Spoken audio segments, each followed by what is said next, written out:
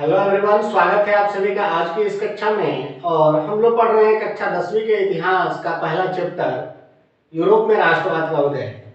और आज का हमारा टॉपिक है 1815 ईस्वी के बाद जो नया रूढ़िवाद आया उस पर। इससे पहले हम लोगों ने उदारवाद को पढ़ा था। आपने अगर वो वीडियो नहीं देखी है तो आप हमारे प्लेलिस्ट में जा सकते हैं या आई बटन पे क्लिक करके भी देख सकते हैं। वीडियो पसंद आया हो तो लाइक कर दे, चैनल को सब्सक्राइब भी कर सकते। नेक्स्ट अब हम लोग बढ़ते हैं आगे इस चैप्टर की ओर और पढ़ते हैं। तो सबसे पहले हम लोग समझेंगे कि रूढ़िवाद क्या है। हालांकि इसको लेकर के हम लोगों ने फर्स्ट वीडियो में देखा था, उसे भी आप देख सकते हैं। एक बार फिर हम लोग समझ लेते हैं। रूढ़िवाद जो है राज्य और ऐसे समाज की स्थापना चाहता है जिसमें पारंपरिक संस्थाएं हो, जैसे राजतंत्र हो, चर्च हो, सामाजिक ऊंच नीच जो है वो बरकरार रहे। ये चाहने वाले हैं कौन? रूढ़िवादी लोग, रेडिकल जिनको बोला जाता है। तो रूढ़िवादी जो लोग हैं वो चाहते हैं कि जो पुरानी परंपराएं हैं, और पुरानी परंपराएं यूरोप में क्या थी? राजतंत्र थी। यानी जो पुरानी पारंपरिक परंपराएं जो है या जो संस्थाएं हैं वो सही तरीके से काम करें, जैसे जो अवस्था में वो थी उसी तरह से रहे। इनमें है राजतंत्र। अब राजतंत्र में क्या होता है कि राजा जो है अपनी मनमानी करता है, निरंकुश तौर पर वो शासन चलाता है, उसका विरोध आप नहीं कर सकते हैं। विरोध करेंगे तो आपको उसका सजा भुगतना पड़ेगा। तो ये थी राजतंत्र की व्यवस्थाएं। जबकि हम लोग हैं लोकतंत्र, डेमोक्रेसी में यहाँ जब भी हम कोई गलत चीज देखते हैं तो उसके खिलाफ आवाज बुलंद करते हैं। यहाँ देखने के बाद भी आप आवाज बुलंद नहीं कर सकते हैं। दूसरी चीज थी चर्च। चर्च जो है वो पवित्र स्थान है। अब इसमें जो लोग हुआ करते थे, जैसे पोप हो गए, पादरी हो गए, तो जो चर्च होता था उसकी बहुत ज्यादा पकड़ होती थी, चाहे वो राजनीति पर हो चाहे समाज पर हो। हालांकि ये धार्मिक रूप से काम करते थे, लेकिन जो चर्च होता था वो बहुत तरह की कुरीतियां, बुराइयां लोगों में फैलाता था। बहुत सारी अवधारणाएं जो थी चर्च के द्वारा दी जाती थी। जैसे आप लोगों ने पढ़ा होगा कि मध्यकाल से पहले चर्च का मानना था कि पृथ्वी चपटी है और इसके किनारे जाएंगे तो हम गिर करके अनंत में विलीन हो जाएंगे। चर्च जो है या जो पोप होता है या पादरी होता है वो ईश्वर का दूत खुद को बतलाता था। बहुत तरह के जो गतिविधियां करते थे ये लोग, जो वैज्ञानिक दृष्टिकोण से तथ्यपरक और जो है तार्किक नहीं थे, लेकिन ये लोग जबरदस्ती समाज में उसी को कायम करना चाहते थे। तो ये चर्च हो गया। इसके अलावा जो सामाजिक ऊंच नीच था, जैसे कुलीन और कृषक हम लोग पढ़े हैं, तो ये जो सामाजिक ऊंच नीच था, जैसे कुलीनों को विशेष अधिकार प्राप्त था, उनके पास अधिक जमीन थी, तो ये अंतर जो बरकरार रखा गया है उसको ये रखना चाहते थे कि अभी भी जो समाज में ऊंच और नीच का जो भेदभाव है वो चलता रहे। वे उसे बरकरार रखना चाहते हैं। कौन से लोग? रूढ़िवादी लोग। जो रूढ़िवादी लोग जो है वो किसी भी तरह का, समझ लीजिए कि किसी भी तरह का बदलाव नहीं चाहते। यानी जो पुरानी चीजें थी वो सेम टू सेम चलती रहे, उसमें किसी तरह का बदलाव नहीं हो। लेकिन इनके बावजूद भी बहुत से ऐसे लोग थे, बहुत से रूढ़िवादी लोग थे, जो नेपोलियन ने जो क्रांति लाई, जो नेपोलियन ने बदलाव किया, उससे वो प्रेरित हुए और उन्होंने माना कि अगर हम आधुनिकीकरण लाते हैं और इससे क्या होगा, आधुनिकीकरण जो होगा उससे राजतंत्र मजबूत होगा। अब राजतंत्र मजबूत कैसे होगा? जैसे मान लीजिए कि हम में आधुनिकीकरण आएगा, यानी नई चीजों को अपनाएंगे। जैसे इससे पहले हम लोग जो है संचार किया करते थे। संचार करने के लिए क्या माध्यम था? पत्र था, डाक था। डाक के द्वारा जो है हम पत्र भेजते थे। लेकिन अगर इसी चीज को माना जाए कि नहीं, हम जो है आधुनिकीकरण नहीं अपनाएंगे, तो आज हमारे पास मोबाइल नहीं होता, आज हमारे पास इंटरनेट नहीं होता। लेकिन इसको हम लोगों ने अपनाया कि हमको आधुनिकीकरण की ओर जाना है, तो हमने जो है पत्र को छोड़ दिया और छोड़ करके हमने क्या किया? मोबाइल का सहारा लिया, टेलीफोन का सहारा लिया, इंटरनेट का सहारा लिया। इससे क्या हुआ कि हमारी जो सूचना पहुंचाने की जो समय सीमा थी या जो उसकी अवधि थी वो क्या हो गई? घट गई। इससे हमको फायदा हुआ। तो रूढ़िवादी में भी बहुत से ऐसे लोग थे जो मानते थे कि आधुनिकीकरण आए, और ये आधुनिकीकरण आएगा तो इससे क्या होगा, राजतंत्र जो है मजबूत हो जाएगा, जो अर्थव्यवस्थाएं थी उसको जो है गतिशील हो जाएगा, यानी अर्थव्यवस्था जो है उसमें तेजी आ जाएगी।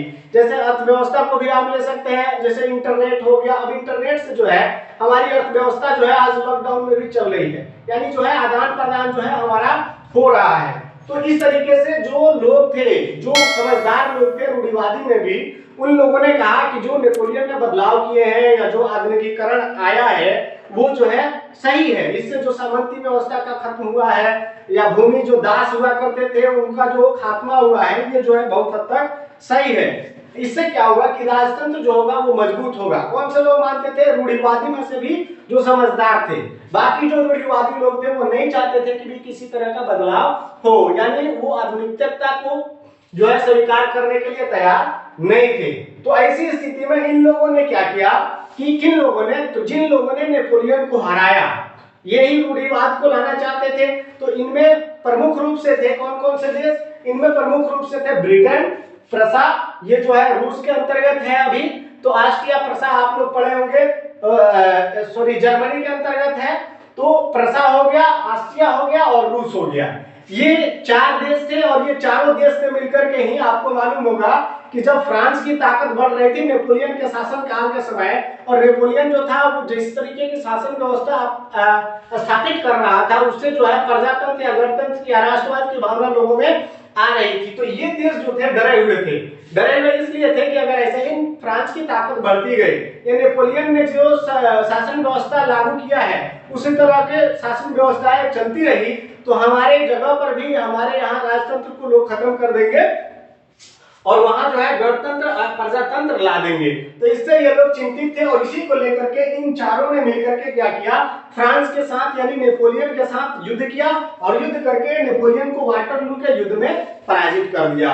वाटरलू के युद्ध में पराजित कर देने के बाद इन लोगों ने और काम क्या किया, कौन सा काम किया, तो इन लोगों ने क्या किया कि 1815 में एक सम्मेलन बुलाया, एक समझौता करने के लिए इन लोगों ने क्या किया, एक सम्मेलन बुलाया। किन लोगों ने, इन्हीं चार देशों ने, ये महत्वपूर्ण देश थे, इसके अलावा भी बहुत से छोटे छोटे देश शामिल हुए थे। तो ये चार जो महत्वपूर्ण देश थे ये लोग जो है ऑस्ट्रिया के शहर वियना में इकट्ठा हुए और इकट्ठा होने के बाद इन लोगों ने एक सम्मेलन किया यानी समझौता किया, एक सभा करी और उसमें इन लोगों ने निर्णय लिया कि हम लोग जो है एक कमेटी बनाते हैं, एक संघ बनाते हैं जो निम्न चीजों को करेगी। अब कौन कौन सी चीजों को करेगी इन लोगों ने रखा। अब इसमें कौन कौन से लोग शामिल हुए ये जानना बहुत जरूरी है। तो अगर हम बात करें कि कौन कौन से देश और कुछ व्यक्ति इसमें शामिल लिए, तो इसमें खास करके जो राजदूत थे वो शामिल हुए या जो चांसलर थे वो शामिल हुए। जैसे ऑस्ट्रिया से हम देखते हैं तो जो संधि हुई 1815 ईस्वी की, जो संधि हुई यानी 1815 में जो वियना कांग्रेस का सम्मेलन हुआ उसमें कौन कौन से शामिल हुए, तो ऑस्ट्रिया से शामिल हुए मेटरनिक। ऑस्ट्रिया जो है यहाँ आप देख सकते हैं, ऑस्ट्रिया ये क्षेत्र जो है जर्मनी का क्षेत्र है, तो ऑस्ट्रिया शामिल हुआ। उसमें से उसके जो चांसलर थे मेटरनिक वो शामिल हुए। अगर हम बात करें रूस की, तो रूस में उस समय अलेक्जेंडर थे, तो रूस में जो राजा होते हैं उसको जार बोला जाता है, तो जार अलेक्जेंडर शामिल हुए।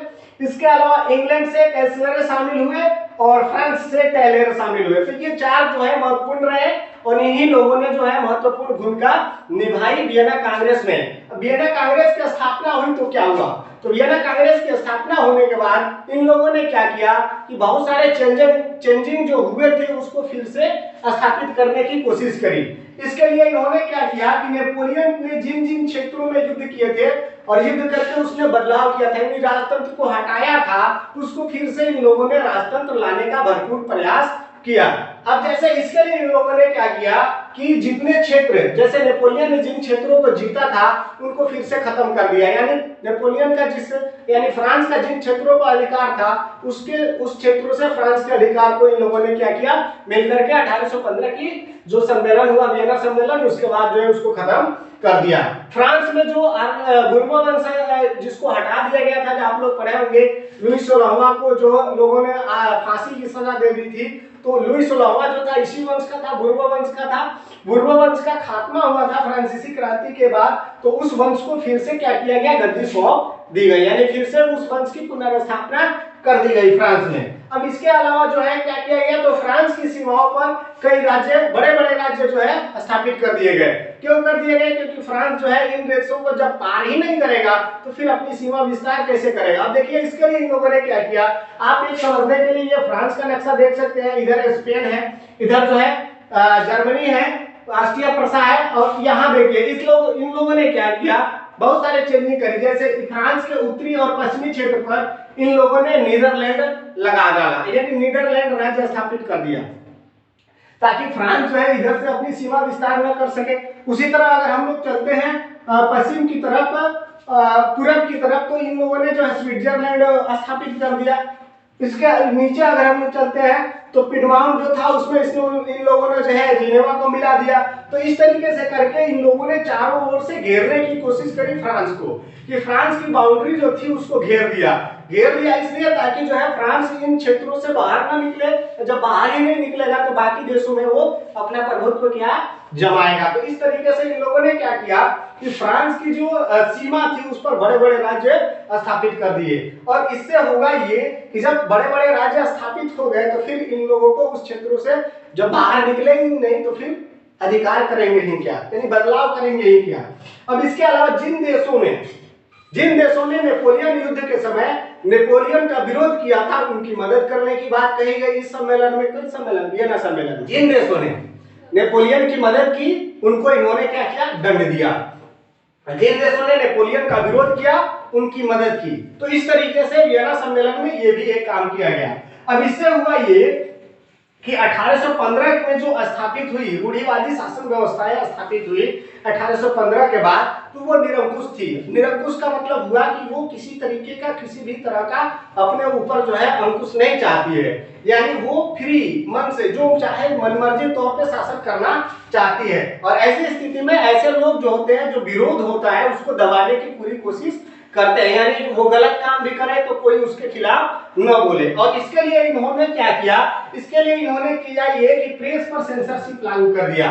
अखबार, किताब, नाटक, गीत जो कुछ भी उस समय प्रचलित थे और उनमें कहीं भी अगर फ्रांसीसी क्रांति की झलक देखने को मिलती थी, स्वतंत्रता, समानता, बंधुत्व की अगर उसमें थोड़ी सी भी झलक देखने को मिलती थी, तो उस तरीके के गीत गाने वाले, नाटक करने वाले या अखबार और पत्र पत्रिका छापने वाले लोगों को कड़ा से कड़ा सजा दिया जाता था। तो इस तरीके से जो है इन लोगों ने फ्रांसीसी क्रांति से जुड़े जो विचार थे उसको पूरी तरीके से दबाने की कोशिश की। और इससे हुआ ये कि जितने ज्यादा इन लोगों का विरोध करना शुरू किया, यानी उनके विरोधों को दबाना शुरू किया, उतने ही ज्यादा यूरोप के देश के लोगों में जो है अपने राष्ट्र के प्रति जो है समर्पण की भावना, विरोध की भावना और बढ़ोतरी हो गई। जैसा कि आप लोगों ने पढ़ा होगा कि अंग्रेजी शासन काल के समय बहुत से ऐसे क्रांतिकारी थे जिनको अंग्रेजी शासक ने क्या किया, फांसी की सजा दे दी। किस लिए दे दी, इसलिए दी कि भारत के लोग जो है इससे डर जाएंगे और डर करके जो है वो आजादी नहीं मांगे। लेकिन इसके ठीक उल्टा हुआ, और ज्यादा क्रांति भड़क गई और लोग जो है उनके खिलाफ जो है और ज्यादा उग्र हो गए और अंततः हुआ ये कि अंग्रेजों को भारत छोड़ करके जाना पड़ा। यही स्थिति थी यहाँ भी। बहुत ज्यादा जब रोक टोक लगाने की कोशिश की गई निरंकुश शासकों के द्वारा, तो जनता में और भी ज्यादा विद्रोह की भावना आई और इस तरीके से एक क्रांतिकारी वर्ग का उदय हुआ जिसने फ्रांसीसी क्रांति को लेकर के जो है पूरे यूरोप में क्रांतियों का एक दौर चल पड़ा। इसको हम लोग अगले वीडियो में पढ़ेंगे। आज के लिए इतना ही, मिलते हैं फिर अगले वीडियो में। तब तक आप देखते रहे, सीखते रहे, पढ़ते रहे। धन्यवाद।